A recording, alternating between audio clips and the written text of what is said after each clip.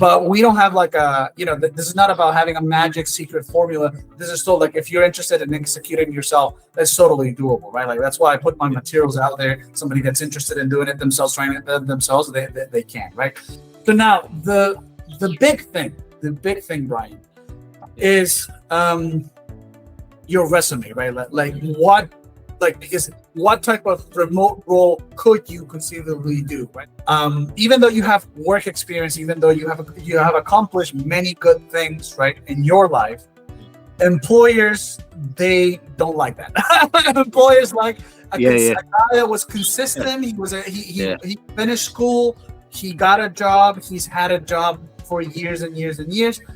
Because that shows to them that you're a slave, basically, that you have no freedom, you have no intention of defecting, of flying, you're not a flight risk, you're not going to do anything weird, right? You're just a consistent guy, right? Like, and so I'm sensing the vibe that you're a little bit too independent for employer taste, right? So it makes it difficult. It makes it difficult to like be forward with them.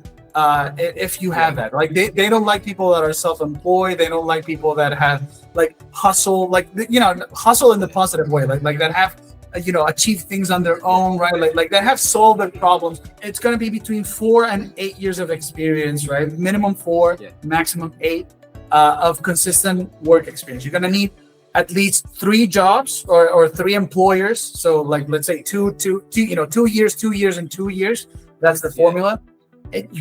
That's for your resume. Then you're going to need to have a LinkedIn account, right? Maybe that's secondary, right? Like the first thing is the resume, right?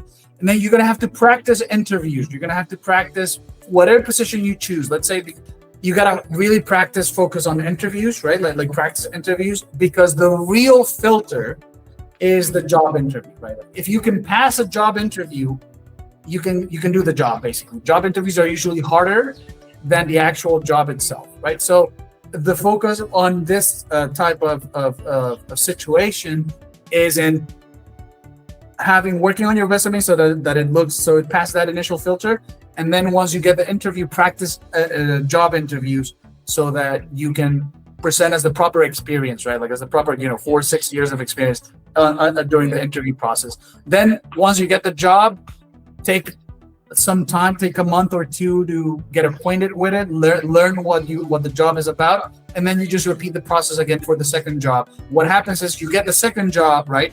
And all you do is you do not quit the first one, and that's it, right? Like that's it. Like that's when you start job stacking, and then you try to make it work. Like that's how you break into a new industry, right? Like that's how you do it, and that's how you start job stacking.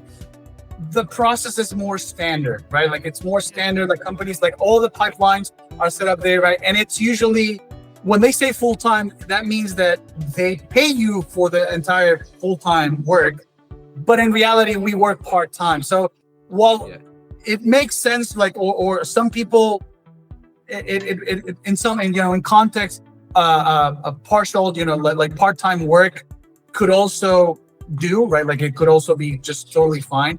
In reality, it's kind of like we're working about the same amount of time and getting half the pay, right? Because with full-time employment, the trick with job stacking is that we implement certain techniques, we run certain experiments to reduce our workload, and in reality, you're not working 8-hour days, right? So it's like, in reality, when you work part-time, this is paradoxical, right? Like full-time, they kind of like leave you alone.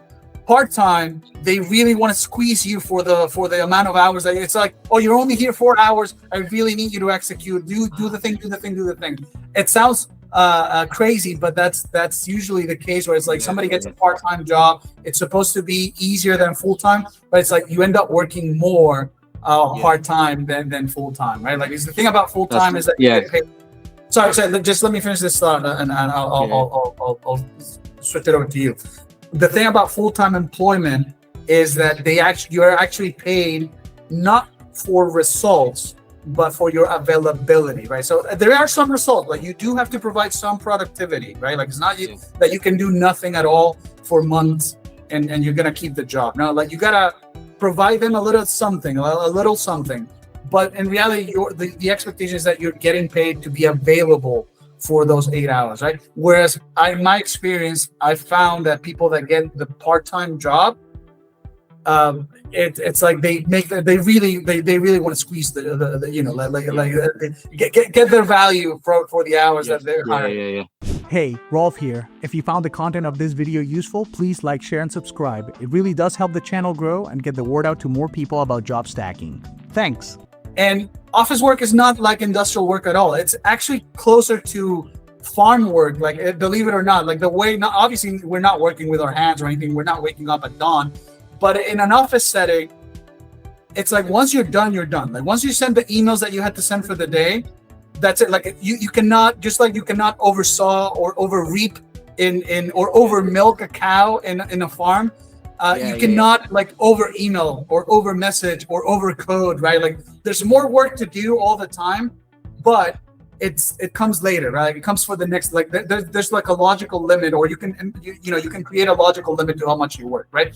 And so what started to happen in time is that people realize that there's not enough work to complete 8 hours of full time, like full concentration, full work, right? Like sitting down on your computer typing. Nobody has worked 8 hours completely in that setting, probably for decades, right? Like probably in the beginning, like, maybe some people did, but for decades, right? But the expectation, the arrangement is still like, 8 hours, right? And so what happened was that we didn't have a choice because we used to go to the office, right? And so we had to stay in the office, and there was like, we were screwed, right? Like, it was like, all right, we're just like twiddling our thumbs in the office, right? But now with remote work, it's like, well, the expectation is still 8 hours, but in reality, you finish your work an hour, 2 hours in, right? Yeah. You can just stack another job on top of it. That's why. Yeah. All right, that's going to do it for today's video. Thanks for hanging out with me, and I'll see you in the next one. Take care.